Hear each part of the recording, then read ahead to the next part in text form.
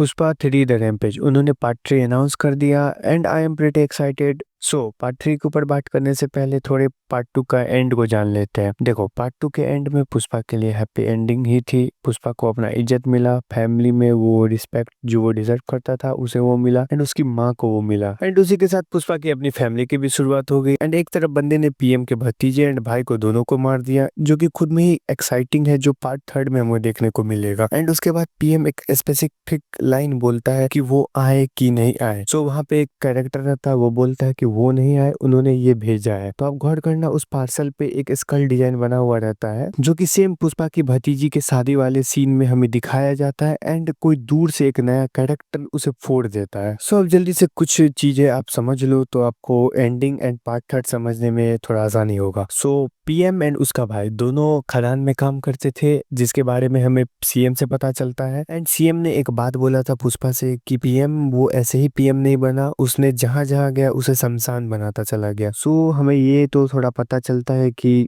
PM का भी past थोड़ा नॉर्मल नहीं है, वो भी अपने टाइम का माफिया था या स्मगलर था, क्योंकि वो लोग कोयले को स्मगलिंग करते थे सेम एज पुष्पा। सो यहाँ पे मेरा एक मानना है कि पीएम एंड उसका भाई एंड जो थर्ड पर्सन हमें दिखाया था कि लास्ट में एंडिंग में वो कैरेक्टर जिसने फोड़ा वो बम, सो वो तीनों मिलके ही एक साम्राज्य चलाते थे। जो वो लोग पहले कोयले का स्मगलिंग करते थे सेम एज पुष्पा, पुष्पा अपने चंदन का स्मगलिंग करता है। बट एक सेकंड, अगर आप गौर करना उस थर्ड पर्सन को जो हमें नया कैरेक्टर दिखाया जाता है, उसका हाथ थोड़ा सा जला हुआ रहता है। तो क्या वो अपना फाफा है, यानी बाबर सिंह शेखावत? मगर ऐसा नहीं हो सकता, क्योंकि ये हम उस इंसान को रिस्पेक्टफुली बुला रहे हैं। तो पीएम उस पुलिस वाले को तो इतना रिस्पेक्टफुली तो नहीं बोल सकते। पक्का ये कोई इंटरनेशनल माफिया हो सकता है या उससे भी कुछ अलग, जिसने पीएम को हेल्प किया होगा उसके टाइम में पीएम बनने में। एंड शायद वो पीएम का कोई अपना पार्टनर हो सकता है पुराना। भाई उस नए कैरेक्टर का इंट्रोडक्शन ही पुष्पा के फैमिली को उड़ाने से हुआ। सोचो कितना ही भयंकर होगा पार्ट 3 में। सो अब पार्ट 3 पे बात कर लेते हैं। सो देखो पार्ट 3 का नाम रखा है उन्होंने द रैम्पेज। द रैम्पेज का मतलब होता है violent group usually breaking thing and creating violence. So ऐसे समझ लो कि पार्ट 3 में एक गैंग वार होगा पुष्पा की तरफ से एंड पीएम के उस नए कैरेक्टर की तरफ से, फुल ऑन गैंग वार। बहुत लोग बोल रहे थे कि स्टार्टिंग का जो जापान वाला सीन है यूजुअली उन्होंने ऐड किया एंड उसको समझाया नहीं। तो सो देखो भाई, वो जापान वाला सीन वो पार्ट 3 का पार्ट है, वो ऐसे ही उन्होंने ऐड नहीं किया। एंड एक चीज नोटिस करने वाला है कि पुष्पा उस जापान वाले सीन में, हम गौर करना, पुष्पा अपने